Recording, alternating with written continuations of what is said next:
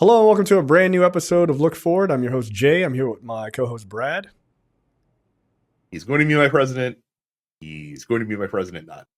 He's going to be my president. He's going to be my president, not. I mean, really, at this point, like that's in the running for the most effective ways to figure this out right? I think that's where we are. A good old fashioned coin toss may in fact let us know who the Democratic nominee is. Um, I thought I was mad last week, and I was.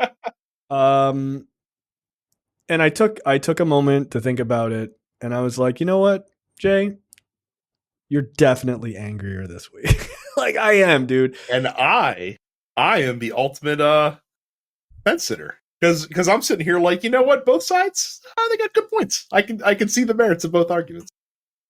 Sure. All right. We'll see. Brad and I are going to fight with words. Look, the big story here is obviously the calls are are coming from inside the House, quite literally, the House of Representatives. Yes.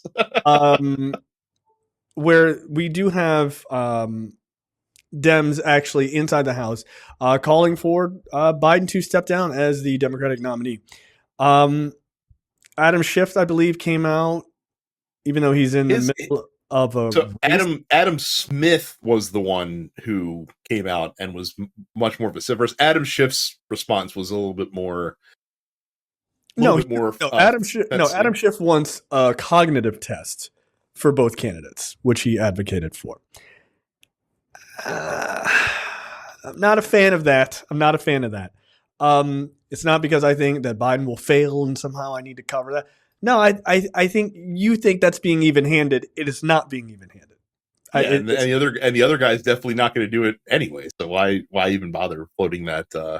It's dumb. Floating that line. So. All you're doing is you're seeding more and more doubt across your candidate. That's all you're. You're not. So I think it's best to kind of set the stage because we talked last week about how obviously the debate was disastrous. Yeah, and basically Biden's kind of response to that was like, "Well, just I'm going to get out there and I'll show you that was just an aberration." And he's done some rallies over this past week, and he's done some other events, and most notably, he did an interview with George Stephanopoulos on ABC. This past week, and a lot of people were pointing to that as like, oh, like this will kind of be like another make or break moment for him. And the interview was fine. Like, I don't think it went swimmingly well, but it also wasn't like a train wreck. Like, it was just a normal presidential interview. But the problem, I think the big problem with it is that he's combative, but not in the way that you want to see your presidential nominee be combative. Like, he's actually being combative in a way that Trump likes to be combative. Where like George Stephanopoulos confronts him with, polling saying like, hey, like, Donald Trump's beating you by like 6 points or whatever. And Biden's like, well, I don't believe this poll. And, he's talking about, how the sentiment of people in the country. And he's like, no, he's like real Democratic voters like aren't calling for this episode. Like it's that just kind of like bold-faced denial of reality. Sure. And I feel like that him and his team have been really like after the debate, I feel like they were very open to like being like, yeah, that was pretty bad. Like, we really fucked this one up, I'll tell you. And they've since kind of been more recalcitrant and kind of like are fading back into their corner and just kind of be like not acknowledging what the rest of us are seeing, essentially. And I don't like that. I don't think that that's a good approach. I think you have to be very forthright and honest about people's concerns, because I think the big difference with this particular issue, and again, I'm firmly the belief that I think having this conversation and debating this issue is a healthy thing. And I don't think that, and I think that people are having these conversations and these arguments in good faith. Like, I don't think it's just the people that didn't want him to run anyway now saying this shit. Like, I think there are people that were legitimately like, yeah, like fucking let's go Joe Biden, and then got scared when over the past week and a half when shit's been happening. And it's because they want to beat Donald Trump. Like, that is the reason this conversation is happening, because everyone acknowledges that part. I agree with you. Yeah. Yeah, everyone acknowledges that him becoming president again would be disastrous for this country as a whole. And so people are in good faith saying, like, hey, this really makes me nervous to have this guy at the top of the ticket. And I just feel like that his team needs to confront that fear and that acknowledgement head on, as opposed to deny, deny, deny, deny, that kind of shit. Yeah. Couple of things. I agree with you that people are afraid because they want to beat Trump. That is the number one priority. I am not in the business of, I think it's a very silly argument. I'm not in the business of agreeing with the idea of like, at this moment, it's more important to like prove you can't just say Trump's bad, right? Like people like to make that argument. I'm like, no, fascism. That's pretty bad. Like, well, no, you can still definitely say that. Yeah, you can definitely say that. And guess what? It's a pretty fucking good argument, right? If you're not convinced by that, it's because you're actually not informed as to what they will do, right? So I think it's a poor. So I'm not in the business of being like, telling us Trump's bad is not enough. For me, it's enough. Be. It should yeah, be. I'm gonna say it really should be. In all honesty, because it's not untested. He's not untested. His administration and his choices politically are not untested. We've had 4 years of it. So that argument falls very flat for me. So I agree with you on that aspect. What I do not agree with is that everyone who is making this argument is making it in good faith. I do not agree with that. And here's why I don't agree with it. This is being made, and if you read people's comments and everything else, what is coming right after it is, well, we already didn't vote for Kamala in 2020. That wasn't who we wanted. So why should she be the person? It's already moving past not just Biden. It's now moving past, it shouldn't be Kamala either. They are, hold on a second. People are pushing to then put in someone who I would argue is a complete unknown. And to me, that's not in good faith, because then that tells me that it has nothing to do with his cognitive abilities. It has nothing to do with his administration. It has nothing to do with all of the people who have been working their asses off to get all of these things done. It's about an opportunity to run a primary again. You already lost that primary and you didn't push up anybody, and people go, well, he didn't have any real challengers. Is that his fault? Is he, as I sent you and Andy that ridiculous quote, someone said, well, Joe Biden should have come out and said, I welcome an open primary. Go ahead and tell me in history any president has done that. Hey, I would love for someone to take my job from me. What the fuck? I would love to give up the advantage of incumbency, please. Yeah, let's fuck the party going into a general election. That sounds awesome. No one makes that argument. That's a bad faith argument. And there's a lot of bad faith, and not even just bad faith, unbelievably ignorant arguments about how politics works, about political history, and things like that. So I actually completely disagree. I'm not saying everybody, obviously, but I think there is a large contingent of people who are making these arguments, and it is not in good faith. Because if it was in good faith, you'd be like, listen, we want to beat Trump. Joe's not the guy. Joe's too old. Kamala is clearly the next person. It wouldn't be a conversation. We wouldn't be having a conversation about it. We would already say, all right, it's not Joe. It's obviously the VP, because that is the person who should be in line next. Because if Joe Biden wins and dies on day one, she's the president. It makes no sense to go with anyone else. It just simply doesn't. And that's where I do agree with you on this. I think if you are calling to echo your point, if you are calling for Biden to step down, you have to be then saying, and it should be Harris. Like I've come to the conclusion that having an open primary at the convention is unbelievably bad idea, dude. Not a smart move. No. And plus, like in a weird way, like Kamala Harris, in the event she were to have to step up, kind of gets the best of both worlds, because not only is she not Joe Biden and a fresh face to run, but she also still gets to claim, she kind of gets to wear that cape of incumbency a little bit, because she can still credibly go out and say, we did this, we did that, we did this, we did that, because she was part of the administration. Absolutely. So I think if Biden is not going to run, I am in agreement with you that she should be the one stepping up. And I'm less worried about the whole, like, running an unknown. I mean, the convention's in August, the elections in November. Like, 10 weeks is an eternity to get to know somebody that you don't know in politics, especially someone running for president. I don't think that would be a problem. I do think it would be a problem, as you've mentioned in the past. Black women would be really fucking pissed off if you just fucking passed over Kamala Harris for some white guy. And So a women. lot of black men would probably be pissed off too, and a lot of women would be pissed off. Yeah, 100%. Black people, black women specifically, women in general. Yeah, absolutely, dude. Like, again, black women are and I will go to my fucking grave with this one. You don't like this? You don't like the next thing I'm going to say? I will prove to you how fucking wrong you are. Black women are the smartest voting bloc in the country, bar none. Bar none. They are the most pragmatic, and they vote for shit that helps themselves without fucking over everyone else. They are. Black men, by the way, we're almost there. We're super close, but black women in percentage are more pragmatic and are the tightest, smartest fucking voting bloc. You cannot afford to fuck them over in this. You cannot afford it. And if you don't believe that pragmatism is a really important skill to have as a voter, right. I can't wait to share a story with you later in the podcast. All you have to do elections elsewhere.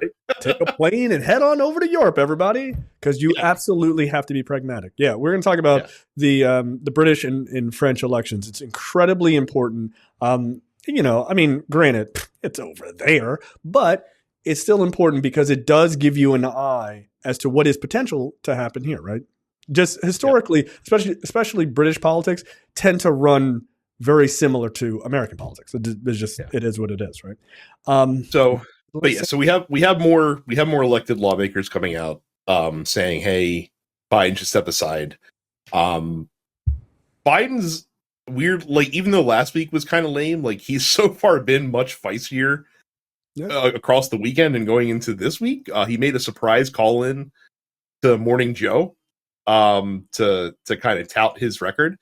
And donors are finally starting to, like, that was the big concern, is a lot of donors were stepping away, saying, like, withholding until he stepped aside. Like, I think they'd be there at the end of the day.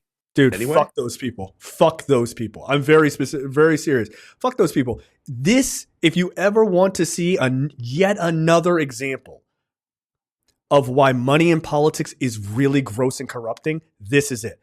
Look, even if you want Biden out, or you don't, I don't even care where you fall on that argument. The person or the people who should be making that decision are certainly not the fucking multi-billionaire donors. Right. It should be, I don't know, what a weird thought, voters, right? That's why we have primaries. I'm even okay with having conversations about the people who are in the party as far as, like, national politics. They are in it, right? They got more know-how about the shit than we do. Or people elected to Congress. Like, those people, I would hope, are listening to their constituents and kind of following the lead of what their constituents are looking for. Right. But, the fucking granddaughter from Walmart thinks, like, Sam Walton's granddaughter doesn't think Biden should be fucking the nominee, so I'm going to withhold my money. Go fuck yourself. That's ridiculous. It's ridiculous. And the media, look, I don't like to rail against the media because I don't want to be, well, okay. Maybe that's not true. Okay. I'm going to say. Okay, maybe I'm being. I've got about 10 years of tape that I can. All right. Why are you bringing up bullshit? Okay, no. But what I'm saying is, like, I don't like to come off as the, like, all the media is corrupt or whatever, right? Like, type of, like, no nuance sort of perspective. The media is absolutely complicit in this, and sure. And it's not for what I think people assume I mean by that. Like, there's the obvious, like, they're reporting about it. That's not what I mean. There is one major issue that is going on in the media, and it is so fucking irritating to me. Joe Biden is fucking boring. He's a boring fucking president, and they miss that fucking craziness of fucking having the camera where that psycho is standing in front of a helicopter screaming, and they can go to the tape. Oh my God. viewers are coming in. They miss that shit. They miss the insanity of the Trump administration. He could talk shit about them till he's blue in the face. They did not care because their ratings, those rating margins were fat as fuck. And they were just like, hell yeah, keep calling CNN the worst. We don't give a shit. We'll run it right on CNN. They didn't care. But Joe Biden is boring. And they can't make enough fucking news about it because it's uninteresting. To the average, like, well, that's what I was talking to 24-hour news. It's uninteresting. Oh, well, Joe Biden passed another policy today. Like, who cares? It's boring. Stand in front of a helicopter. I was talking with a listener about this, and that's what I said, because they said to me, they're like, I can't believe the story hasn't gone, like, has just been continuing to have life. And I'm like, well, you have to understand two things. Number one, it's a novel story. Yeah. And number two, it's, once again, Trump being Trump, like, that's the default. We know what that is. Like, but this is new for Joe Biden. And again, like, you know, as long as a Republican doesn't vomit all over their shoes when they're giving a speech, like, that's doing the job.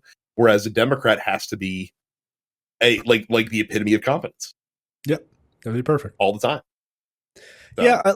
So yeah, that entire idea of like, oh, why is the media like really like going after this and being real shitbags? It's because for the first time they got some juice. This dude's fucking boring, man. Like, he's fucking boring as shit. And it's like, yeah, oh, this guy just hunkers down and like him and his team just work on policy and get shit done. Yeah, I don't actually need the president to be that fucking interesting. I just don't. Like, frankly, if it was a can of like, if it was just a sentient keyboard that just worked on fucking policy, I wouldn't give a shit. I just wouldn't care. But for them, they want the controversy. Is he getting a blowjob in the White House? Oh, what's happening? That's why they hated Obama too. Like, they thought he was going to be like fucking breakdancing and hip hopping his way through the fucking presidency. And then because they're fucking old school bigots. And then he got in there and was like, oh, we're going to do this. And then they're like, professorial, boring, you fucking nerd, shut up. They hated it. They hated it. That's why when he gave a fist bump to his wife, they were like, terrorist fist jab, we need a story. Like, they needed something, right? And that's not just Fox News, but all of them, they needed something to talk about, because in order to run a 24-hour news network, there's either tornadoes going all the time or fucking politics, okay? So the Weather Channel's got you covered. They need to make hay out of the little dumb shit. They do. It almost seems like making the news a for-profit business was not a great idea in retrospect. Shocking. So, but that being said, again, like, Biden's getting feistier, and I appreciate that. But Biden's also said, like, hey, it's time to stop talking about this, and it's time to unite and move on past this. But you don't get to do that, Joe. Like you want people to stop talking about it, then come out and be the dude that you were 40 years ago. Like, that's how people stop talking about it. Like, take whatever uppers you need to. Like, I don't fucking care if you have to fucking load yourself up with drugs. Load them up, baby. Yeah, like amphetamines, whatever. Like the only way that this narrative shuts down is if you show that you're not, you know, the fatigued, you know, older, soft-spoken, like that dude can't be the guy running. And again, not because I think that dude's going to be a bad president. He's a great president. But you got to get there in order to do the job. Yeah. Okay. Look, I agree mostly. I agree on its face. Yes, he needs to do all of those things. However, if you are watching any interviews like the George Stephanopoulos one or any potential future ones, and you're looking for that like reassurance moment, that's what you're telling people, you're full of shit. Okay, you're full of shit. You have already crossed the Rubicon into believing that he's not qualified. What someone can do to convince you they don't have dementia is pretty hard, right? It's like trying to prove it. I mean, quite literally, it's like trying to prove a negative, right? The old Chappelle joke before he became a bigoted asshole was like, you'll drive yourself crazy if someone says, you slept with that woman. He's like, I didn't sleep with that woman. Like, you slept with that woman. Like, I didn't. And then by the end of the conversation, you're like, bitch, I'll kill you. I didn't sleep with that woman, because you're trying to prove something that is unprovable to someone, right? Right. I think that you're mentally slipping. I'm not. but I think you are. Bitch, I'll kill you. Stop saying that, right? Like there's nothing he could say. That doesn't, by the way, that doesn't mean that he isn't. I'm just saying that if you're looking for like, I need proof. What proof? What is the tangible thing that you're looking for? I'm not looking for it. I'm just saying. No, I know. I'm not saying you. Yeah. Right? I'm saying you people, more you people. Right? Yeah. The royal you. Yeah. Here's the problem though. Here's the problem though. A person, as I said many times before, and this is not my quote, but I love using it. A person is smart. People are really fucking dumb. And fair or not, optics is a major part of a presidential campaign. It is. It just is. Yeah. It's stupid, but it is. Yeah. Look, JFK beat Nixon because he looked good on TV. He wore makeup. Yeah. And Nixon looked like a sweaty mess, right? And they're like, fuck that guy, right? And Nixon won that debate, right? Very easily because Nixon was fucking brilliant. He was a piece of dog shit, but he was a fucking genius. So, like, look, I'm not saying that optics don't matter. I'm not even saying that you can't have a problem because he's a fucking old man. What I am saying is, let us not pretend that this motherfucker wasn't old 2 years ago, 6 months ago, 7 weeks ago.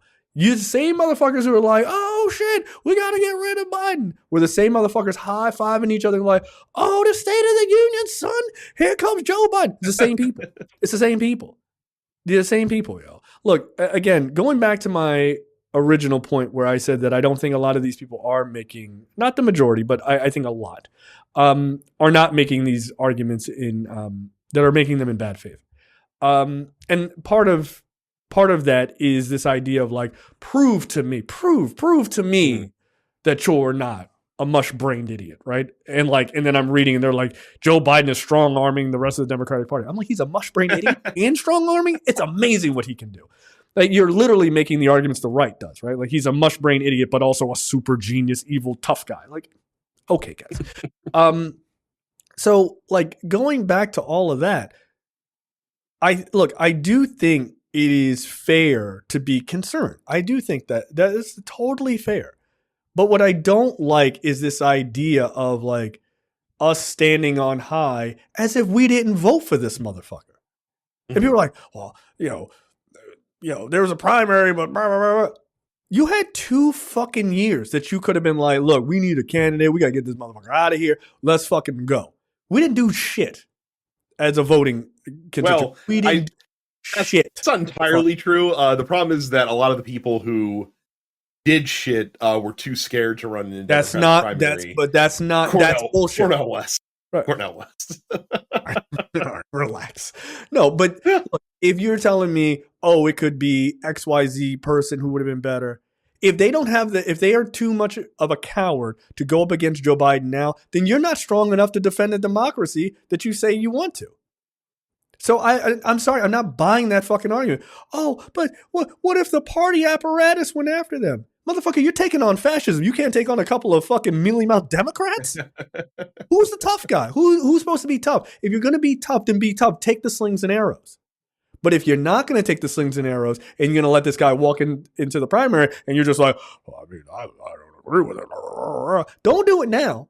Don't do it now because you think he's wounded. Now you're going to be a fucking tough guy about it. Say that shit with your whole chest 2 fucking years ago. You could have done it. That's bullshit. That's like the fucking Dean Phillips thing. Like the Dean Phillips thing. The reason that Dean Phillips is never taken seriously, besides the fact that he's a backbench fucking House member. Who the fuck is Dean Phillips? Exactly. But the reason he wasn't taken seriously is it's one thing to say, hey, I don't think Joe Biden is the right step forward for the country in 2024. Right. It's quite another thing to say, and I am. Like, if Dean Phillips is smart, like, he would have had that rallying call and been like, just give it to Kamala Harris. Just give it to Kamala Harris. Like it's not. You could have at least taken him seriously then. Yeah. Yeah. But what I'm saying is we had a primary. It's not Joe's fault that y'all were too fucking scared to run against him. If you thought he was such a mush-brained idiot, it should have been easy work. It should have been easy work to beat him, right? Right? Oh, right. Exactly. It wasn't. Guess what? This motherfucker ain't win with 55. He didn't do like Trump did and win with 55% of the vote. He won with like 96, 97% of the vote almost every single race, except for what? Michigan, where it was like 80 something percent because of the, undecided or whatever, undisclosed or whatever it was, campaign there, right? At least those people had the balls to push back, right? At least they had the balls to push back. So I'm not saying you can't have an opinion. That's not my argument. But my argument is we had a primary for a fucking reason. And if you're going to do it, again, to quote, what is it? Key and Peele. It's a great example of a bad idea. If you're going to push him out and you try to push anybody but Kamala Harris, you're a fucking asshole. And you are politically very, very stupid. You are. By the way, Kamala, for all the people that supposedly would not want to push up Kamala Harris, like, she gives you the one thing that every fucking progressive Democrat says is the big sticking point with Joe Biden. Like, oh, I don't like what he's doing with Israel Gaza. Listen to her talk about Israel Gaza. Like, she's much more in line from what she said with the way that a lot of progressives feel. So if that's your sticky wicket, if that's your one issue, you should be happy to have Kamala. Yeah, but to take over for him. Yeah, but see, here's the thing. She's a cop. Obviously, Brad. Obviously, but she also, just like you said earlier, that she gets the benefit from the administration. She also is going to get hit. Well, you were there. Why don't you grab Joe's hand and pull it off the fucking, off the phone? Because I'm not the fucking president. That's nope. Doesn't count. You might be now, huh? What do you guys? By the way, here's another Kamala Harris thing, just to make the argument for her. What's going to be one of the other big hot button issues this election cycle? Oh, it's abortion. Yeah, no, of course. I thought you were going to say first dude, but go ahead. Yeah. Oh no. Abortion. No, it's abortion. Right. Joe Biden, while he's doing the best he can out there talking about abortion, that dude is a fucking Irish Catholic, fucking like to his core. It's very awkward for him to talk about abortion. Have you listened to Kamala Harris talk about abortion? Yeah, that's the person you want out there fucking talking about abortion. Agreed. Look, here's the thing. She's a woman, so abortion is, dude. Easy. Like, come on, that's the easiest choice of all time, right? She can talk about this from a woman's perspective, and we need that. We do. She's black. She's Indian. She's like a pretty decent dancer. Ridiculous laugh, but it's fine. She ticks the boxes, right? She's progressive enough. I don't think she is as progressive. She's not like an AOC type, but she's progressive. She was literally the 5th most progressive member in the Senate. Yeah, well, dude, all she has to do is be like, I'm not cool with mass genocide. And it's like, oh, you're at the top of the list. But I hope that if we are going to do this, and I don't think it's a great idea. I don't. If you're going to do it, then she has to be the choice. She has to be the choice. And look, I'm going to say something that sounds ridiculous. I don't like to bring up 2016. don't. Again, I have years of tape. There's so much tape. But when people, this is an exact copy of what happened before. People who are advocating, get him out of there, get him out of there, get him out of there. If he is removed and you put whoever you put in and they lose, I do not want any of you motherfuckers who advocated for this. Don't try to snake your way out of it. I'm going to put the little snake emojis on Twitter. Don't try to snake your way out of it.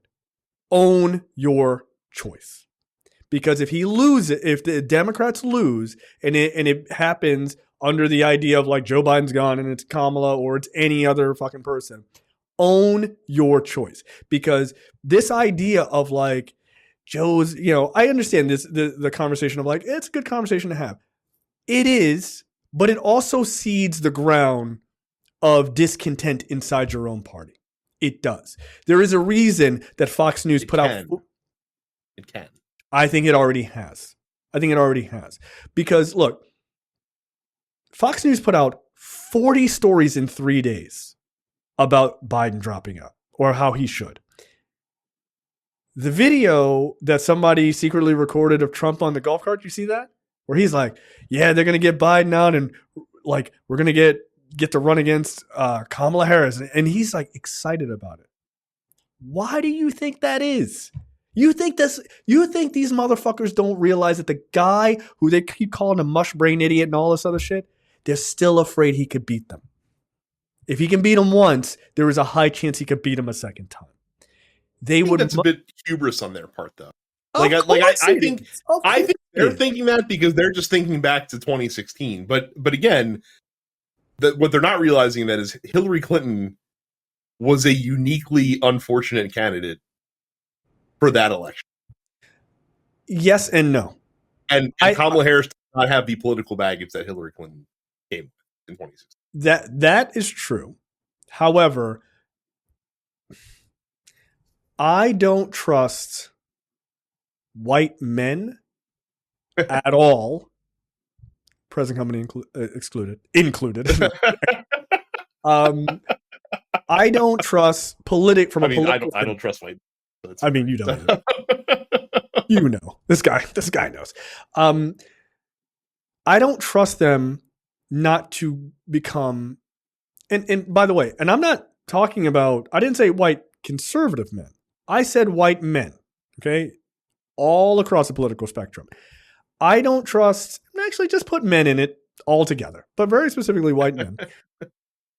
I don't trust men not to be apoplectic about the idea of a woman president who is also kind of getting this boost at the end, right?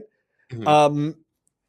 I don't trust them, and I definitely do not trust the Republican Party, and Donald Trump very specifically, not to weaponize sexism in America for his benefit, because that is the real reason he won last time. If you go back and watch all of the dirty shit he did, all of it stems from she's a girl. Like it does. Why are you bringing Bill Clinton's exes there? Bill Clinton was fucking all these women. How is that Hillary's fault? Hillary got cheated on. That reminds me of the insanity. It's insane. It was a clip. It was a clip, because I saw it recently again, so I had to bring it up. The clip of when Jordan Klepper went to the convention that year, and he talked to Mark Burns, who was like Trump's like pastor dude, and literally that point was made where like Mark Burns is like, it's Hillary, like I blame Hillary for not, for allowing Bill to do that. And Jordan Klepper's like, wait, like it's Hillary's fault that Bill cheated on her? Yeah. And he tried to and he realized what he was saying, and he's like, but it's not Donald Trump's fault that he cheated on his wives. Like, well, he's like, well, he was tempted, and we must forgive him. He's like, it's just like you watch like Mark Burns' like brain short circuit in real time, trying to square that circle. Yeah, red very, good, very very funny. Bad. Like because he's a very dumb funny, but they will weaponize it. He will weaponize it. Dude, he's giddy to run against her because he knows that shit works. He knows it works, man. I really do think that if he tried that same shit, I think half of that only worked because Hillary Clinton was Hillary Clinton and had Benghazi and had Bill Clinton and had like all this other shit, like had when she was Secretary of State. As far as I know, Kamala Harris doesn't have any political skeletons hiding. Oh no her closet. No, she has the whole thing of like, I mean, the right's been pushing this for a while that she only got her positions because she slept her way to the top. Oh, yeah, buddy. Yeah. Welcome to fucking reality. This is what crazy people believe. The crazy people are in the fucking back. That's what they believe. They've been pushing that shit when she ran for office. Yeah, but they're not voting for her anyway. Those crazy people in the fucking back. No, but again, this is the shit that he will drudge up. I'm telling you. I'm not saying, again, I think she should be the choice if you're going to do this. But what I'm saying is it ain't going to be no fucking, it's not going to be a walk in the park, dude. It's not. It's not. That's why, like I said, if he went after, like, again, going after Hillary, there's enough people that are like, that's fucking out of pocket, but at the same time, it's fucking Hillary. She fucking sucks. Like, I don't think people would have that react. Like, they'd be so quick to embrace so quick to embrace that if he were to do that with Kamala Harris. Like I think it would absolutely look like someone trying to punch down. Whereas with Hillary, it looks like you're probably at least punching across, if not punching upward. Okay, look, I'd like to, that's fair. That's fair. I'd like to change what I said before, actually. Present company included. I don't trust Brad now. I'm kidding. No, I agree to disagree. I don't think so. I think absolutely it will work on a lot of men, and I don't think it matters what political spectrum they're on. We're on the political spectrum. Ultimately, that's the whole problem with all of this. We're just fucking guessing. Yeah. Like everything's gonna look real smart 5 months from now. Once we know how everything shakes out, it'll, like I said, keep in mind, will either be the right decision or be the wrong decision, literally based on the result, and vice versa. Like if Kamala gets in there, it'll have either been the right decision or the wrong decision, literally based on the result. Yeah, we can only prognosticate. So. Yeah, look, when we're all trading stories. Trading stories over the campfire, and I give Brad a couple of bottle caps for a can of beans during the apocalypse, we can all say, you know what, we were right. And that's all that. Yeah, look, I just think it's complex, but complex, right? But one of the things that I am seeing that I am really terrified for is that the Democratic Party would even consider picking someone over her. That is.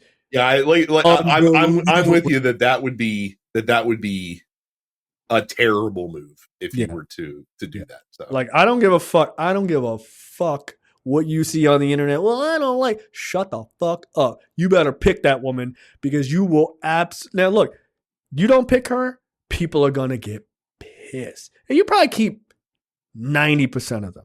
Right? You probably keep 90-95% of them, but you're going to lose 5% of those people. You're like, you know what? Fuck you. Fuck this.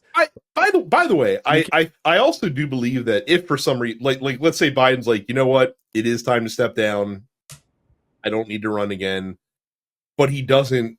But he's like, hey, let's have a fucking open convention. I don't think that the people that would be the biggest contenders to her would step up. I think that they would be smart enough to know that this isn't the time. Like Whitmer's already said, like, I have no interest in running for president in 2024, which I guess you kind of fucking have to. I don't think Gavin Newsom would shank a fellow Californian in the side. That feels like a bad move for him. Yeah. So yeah, I think most of the top contenders that could realistically step in, aside from Kamala Harris, I don't think that they would. I think they'd be like, nah, we're good. That's the point, though, is that it wouldn't be. It would end up being Kamala Harris. And I don't think Biden steps aside unless he's like, but without saying I'm backing Kamala to the hilt. And plus, there's pragmatic reasons to do that, too, not the least of which is that if he backs her, since she's already on the ticket, she can just kind of take all that campaign money that they're raising. Like, she can use that. Whereas if he were to have an open convention, he'd have to, like, shuttle that shit into a pack and do all sorts of other nonsense. Yeah, absolutely. So. Look, again, it's a great example of a bad idea. I do. I think it is. I just, however, like, I am legitimately concerned, but my bigger concern isn't even so much him leaving the spot. It's that they would go with someone else. Please do not fucking do that. Because the problem is, if the donors say, well, we're not going to back this Kamala presidency, we want XYZ, do you have the balls enough to go, that's cool, go eat a dick. We're picking her anyway. And yeah, I think Joe Biden would, honestly. I know he would. Get the fuck out of here. But I know he would. But I'm talking about the rest of the party. That's my question. Is would the rest of the party go, yeah, like, we're going to lose the money from Walmart or whoever because we are going to make this choice, or are they going to play some Millie Mock bullshit? And I really here's the thing, though, is that the rest of the party doesn't have the say. He's got the delegates. That's true. He can give the delegates to whoever he wants. Yeah. Like if trust me, if Joe Biden says Kamala's the one, she's the one. Like, that's going to fucking happen. I don't even see on any planet where he wouldn't say that. Like, if I died tomorrow, you'd be president. What do we even have? You're correct. That would make no sense to be like, yeah, no, it's cool. She's my vice president that I could keel over and she'll be president, but we're not going to back her as I'm stepping aside. Big Gretch. I mean, there are people that are like, honestly, like if he is going to step aside, why wouldn't he just resign the presidency and just make her the fucking president, and that way she can run as the current president? I mean, I'm not the worst idea. By the way, yeah, I'm not even remotely mad at that idea. Like that's right. Actually, you are the first person I've actually heard say that. If you're gonna do it, yeah, why are we just like do it now? Just do it now. Yeah, why are we waiting? Look him out. Guess what? George Stephanopoulos interview, my last interview. Eat a dick. I'm out. Like just fucking retire now. And then boom, there you go. All my delegates go to you. That's obvious. I'm out. You're the 46, 47 president, whatever the fuck it is now. So 47, yes. 47, right? So yes. And then it's even better because then Trump will have to get like all new hats made. Yeah, all of his hats are ruined. All of them ruined. It would be fantastic. But no, that would help him because then his supporters would absolutely buy a new 48 hat. Like, fucking yeah, he's like, fucking marketing opportunity. This is great. Yeah. This is fucking awesome. She resigns, makes someone else 49, then comes back. Oh my god! Like his hat distribution team is just fucked. Like, dude, we just made these. Get those Chinese kids working overtime for these American hats. Right. Yeah, so we'll see. But see, we didn't fight as much as I thought we would. I'm shocked. Well, it's because we agree on half of each other's take on this. I know it's a real problem. We really need to do this as a hardcore lib versus a hardcore conservative, but neither one of us are. I'll stake out a really wild conservative position on something that I will just dig my heels in one day, and we can. All right, yeah, let's fucking fight it out. Don't make me come up there, God damn it. No, I do think we should kill all liberals. I'm sorry, aren't you running for governor? We're on that psycho later. Okay, so I forgot to. Okay, I do want to do this. This is either deeply unserious or deeply unintelligent, right? Just real quick about the whole Biden thing. Newsweek put out a quote 5-step plan for replacing Biden, winning, and saving America. Here's an opinion piece by Matt Robinson. Matt Robinson is an idiot. Like, I'm sorry. Like, not trying to be offensive, but like, Jesus Christ, have you thought about what you just wrote? This is 5-step plan. 5-step plan, right? Because that's how serious problems should be handled in just 5 easy steps. Super easy. Set it and forget it. Super easy to do. Yeah, you just set it and forget it. Step 1. Appoint Barack Obama temporary chairman of the Democratic National Committee and replace chairman of the DNC. Well, yeah, that does make sense. So this might be the most important step. Obama is the only figure among Democrats with the credibility to unify the party from the start around the replacement process. So his argument is, in case the party decides that they want to go with someone outside of Kamala Harris, then he would be the only one who could quell all of the shenanigans. I'm like, dude. Does Mark Robeson think that Obama is like the left-wing Donald Trump?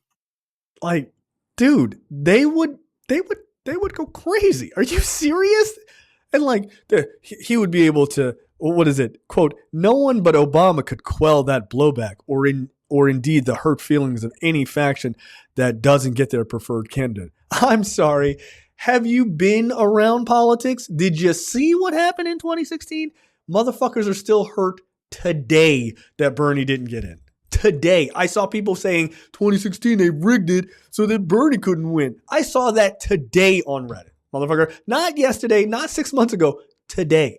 By the way, I guarantee you that in a couple of days, people are like, so who would you put up? People are going to be like, Bernie Sanders. Unironically, they'll say. Joe Biden's too old. Bernie Sanders. Joe Biden is too old. Put in the guy that's literally the same age. Yeah. Unironic. Well, he sounds young. You know what? Fuck it. Sure. So that's part one. Obama comes in, gives everyone a big hug. Sorry, Kamala, you're fired. Right? Like, okay. Step 2, Obama announces that all Democrats must observe the political 11th commandment for the remainder of 2024. Ronald Reagan's version of thou shalt not speak ill of another Republican. Again, bitch, we can see you. Are you serious right now? You think Democrats work like Republicans? I'm gonna while you're going through these, I'm gonna check something that I'm curious about, and I bet you I'm right about this guy. He's a white guy, and he's 23 years old. Step 3, create mini conventions. The ideal would be for each state to hold a nominating convention attended by state party members who would vote on their selection. The vote would be non-binding. Cool. What a waste of time. But it would confer much greater legitimacy on the eventual national convention selection by demonstrating grassroots parties since the calendar is an obstacle. This is dumb. So you want to throw everyone into chaos and then you want to hold a bunch of primaries. Okay. Yeah. Because, by the way, you're saying mini conventions. Those are primaries, which you're talking about. Step 4, bring the cameras.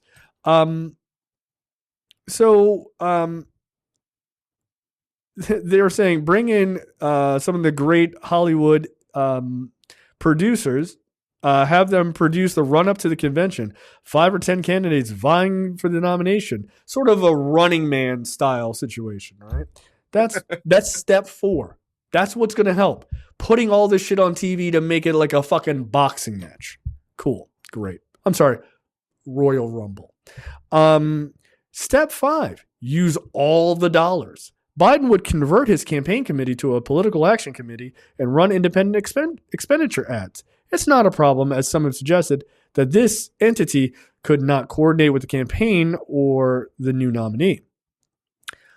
Is there any doubt about the message when the opponent is a convicted felon who's fomented an insurrection? Nor is it a problem that the Biden dollars wouldn't stretch as far with higher ad rates for independent entities. The new nominee would immediately be flush with his or her own campaign funds from the entire Democratic donor base. Add together, the Democratic Party's total budget would overflow within weeks, not to mention that while the nominee runs the traditional ads, the Biden PAC can invest more in creating non-traditional media, resulting in an unprecedented, more effective 1-2 punch in the fight against Trump.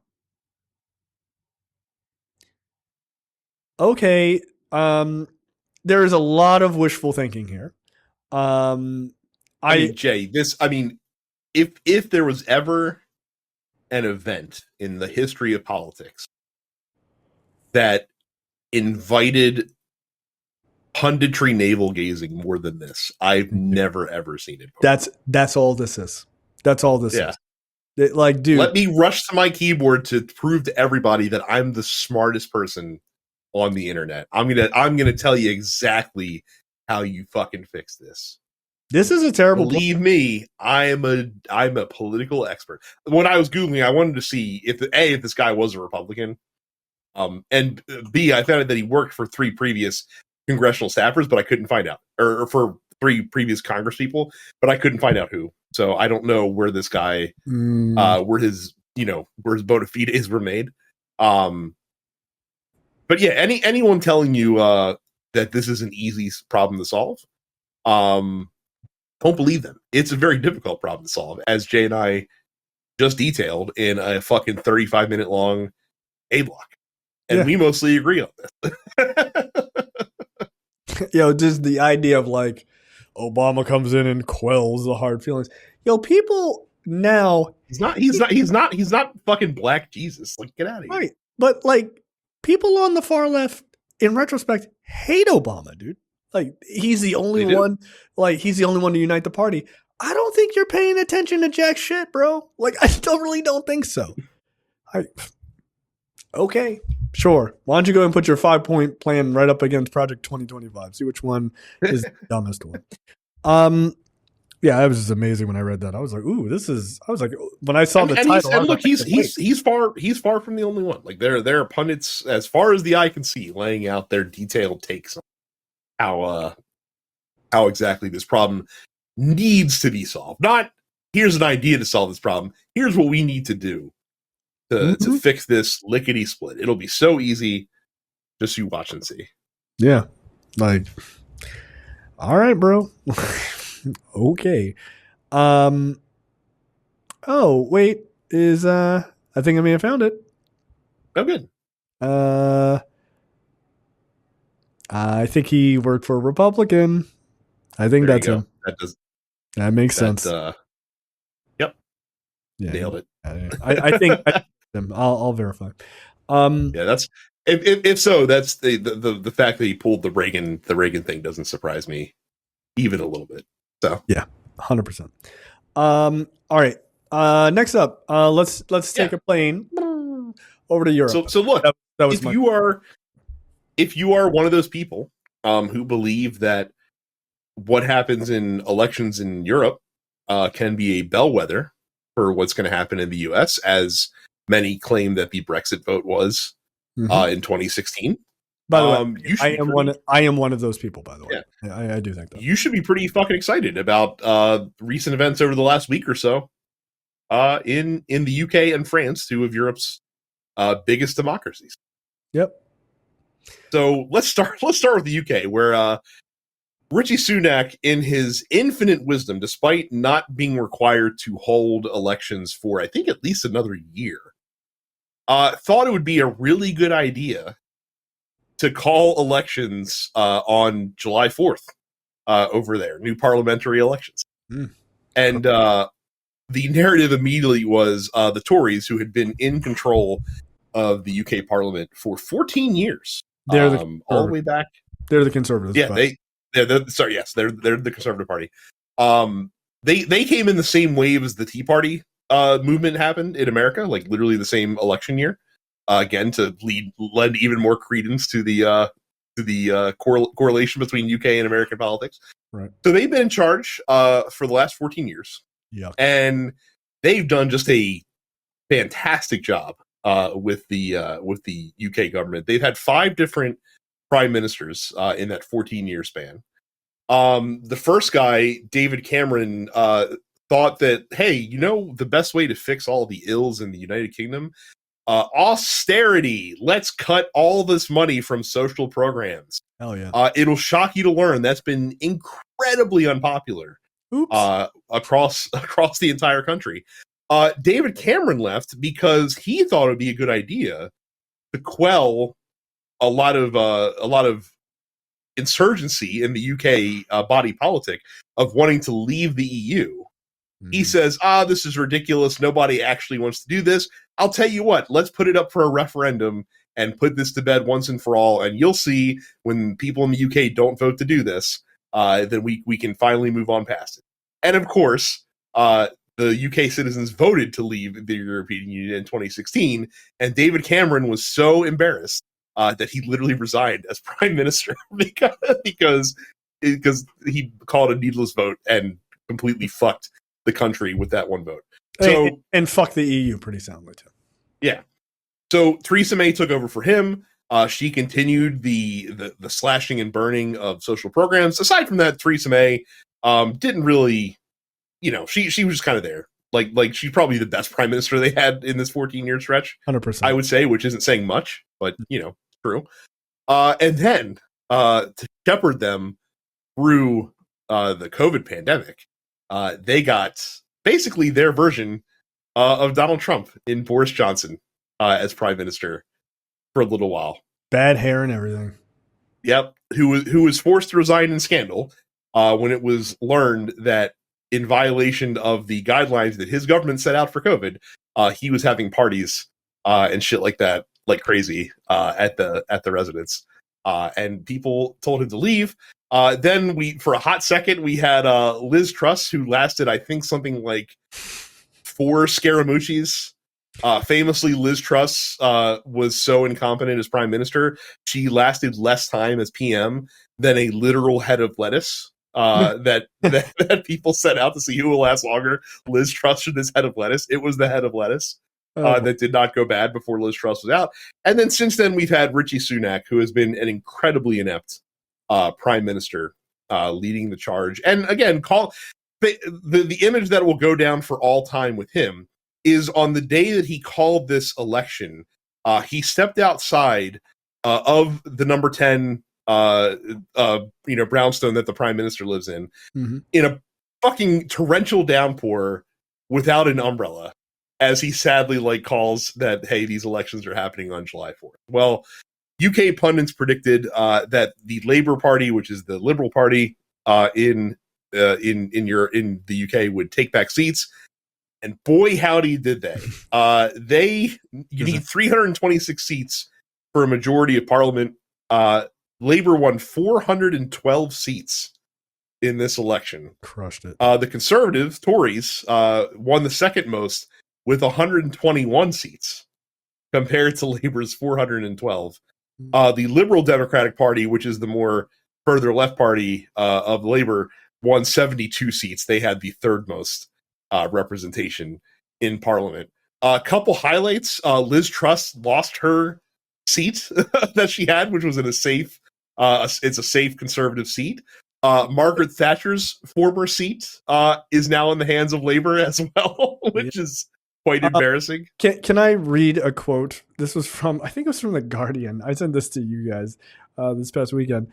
Look, sometimes the British media absolutely can be fucking mean, especially when it comes to politics, which I'm a fan of, right? I'm not a fan of like just like going after fucking celebrities and shit. Who cares about that? That's dumb. But you should be brutal when it comes to politicians. This is a quote. I think it's from The Guardian. Very early on Friday morning, Liz Truss, a politician whose weapons-grade inability to read any room almost bankrupted the nation, appeared unable to choreograph her own demise. Jesus Christ. That woman has a family, for God's sake. So the way they do this in the UK, they actually, when they announce the results in each district, they gather all of the candidates on a stage together in that district, and they read the results in real time. I did not know this. Not only did she get dunked on in person, did you see the speech the guy gave after the fact? No. Holy shit! He goes up to the guy from Labour that won the seat, goes up to the microphone. The first thing he says to applause as he's being applauded by his constituents: "So much for a safe seat, huh?" Oh, damn! So she's standing right there. She's standing right there. It's so good. Like you can awesome. He could have like picked up a pin and like hit her in the head with it. Like they stand up there. It feels like the video is wild. They're standing up there like it's kids waiting for the results of like, am I going to be class president? Like little, like of a school, elementary school, and they're just like they're standing there like, I hope I won, and then they're like, Liz Truss, you fucking lost. Beat it, nerd. And she's like, oh, and the guy's like, suck it. What about that safe seat? Like, yo, you're gonna hurt her feelings. It's right there. I love it. This is how, by the way, this is how they should announce who's the president. Right? They should 100%. It should 100%. Like, because that idea of like the different camps and you can be like, I won. Like they should tally all the shit up. Like it should all be done. And then all right, today's the day. You come in, right? And they stand your ass right up there and they're like, drum roll, the president is Joe Biden. And you just watch Trump just fucking crazy. Like, no. I mean, considering the reality showification of America, I'm surprised this hasn't happened yet, if I'm being honest. You are not the president. No. And he starts doing backflips and shit and screaming. Yeah. Also, an important note here, Nigel Farage's, if you remember him from the Brexit situation, his Reform UK party only picked up 5 seats. Good. Which is a lot less than people were expecting. Reform UK is basically their version of like the MAGA Republican Party. Yeah, they're far right. Yep. Good. So now Keir Starmer is the Prime Minister. As many have described him, the most boring man in Great Britain. It's fine. So trust me, I'm sure Brits will be extremely happy to have someone incredibly boring and competent in charge of the government for a while. So look, man, it is important to understand that you do not need fancy like hype bullshit. Like that's not what politics is. We're making laws here, baby. Like that's all we're doing. Yeah. This shit's supposed to be. Frankly, it's shocking it took 14 years. Like, and some of that is due to the ineptitude of the Labor Party under previous leadership that led to them not being able to mobilize voters effectively. Yeah. But again, I'm hoping this is a sign of things to come in the U.S. as well. That people in the UK said, "Man, like we have been again. You literally left the fucking European Union and literally have found out that every promise that was made to you by the Tories has been broken in terms of that move. Like, you'll be able to move freely through Europe still? No, you're not. Oh, you'll be able to trade freely with them still? No, you won't. Like the way the actual Brexit happened, if you guys recall, was just so like literally the Tories just fucking scrambling, trying to figure out how to make all this shit work, not realizing that, oh shit, we actually have to like come up with a plan while Boris Johnson is in charge and just running up against deadlines left and right without a clue. Yeah. And they're still feeling the repercussions today. Why you would vote for people who are not serious? By the way, you know what is serious? People throwing milkshakes in Nigel Farage's face over and over again. It keeps happening. There's all these that's another. I wish that would also be imported to American politics as well. That would be awesome. Dude, milkshake your least favorite politician. Look, by the way, if you're saying, "Oh, you wouldn't like it if it happened to Democrat," I think it's funny. Like, I'm gonna say, I would actually think it's quite hilarious. Yeah, no, I'm sorry. Like, no, I'm. Look, I believe in us. I believe in the liberal majority that our ability to fucking chuck a nice 30-ounce Starbucks frap of whatever the fuck it is you guys buy at a Republican politician's head. I believe in us. I think he could do it. Like, I think it's awesome. Close your eyes for a second and just imagine what it would look like to see Donald Trump have a milkshake hurled into his face. Would it not be literally the funniest thing you've ever seen in your entire life? Dude, you couldn't. I don't know if it would happen, but I know it would happen. It would be like that moment on Community. It's like, this better not awaken something in me. Like, just pure political priapism at that point. Like, I'm all in, man. Like, I'm going to the doctors because this political erection has lasted longer than 4 hours. Like, dude, seeing that guy get a milkshake thrown in his face, like on live TV, holy shit, incredible. So that was the main event. That was the main event that happened last week. Like a nice bonus for America on the 4th of July. And as I said to you and Andy, Labor beats the shit out of the fucking Tories in the UK, and all of a sudden, immediately, Lewis Hamilton wins the British Grand Prix, his first race win in 2.5 years. Coincidence? I don't think so. No. I don't think so. And he's the producer on the new F1 movie with Brad Pitt. Come on, man. Like, things are aligning. The world is coming back. We're almost here. Yes. No, look, this is very good news. It's excellent news. I'm happy. So much like they would at a Leonard Skinner concert, if I could borrow this analogy, the voters in Europe said, play La Resistance, and the France electorate was like, okay, we're gonna fucking do it. La Resistance. Just play it.